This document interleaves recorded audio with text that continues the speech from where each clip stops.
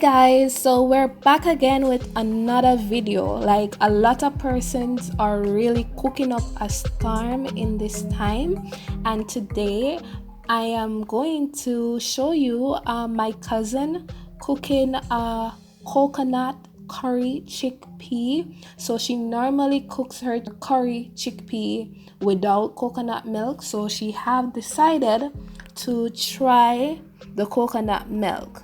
Like, guys, you need to try coconut milk in some of your meals. It will make a difference, I'm telling you. So let's see how this is going to go.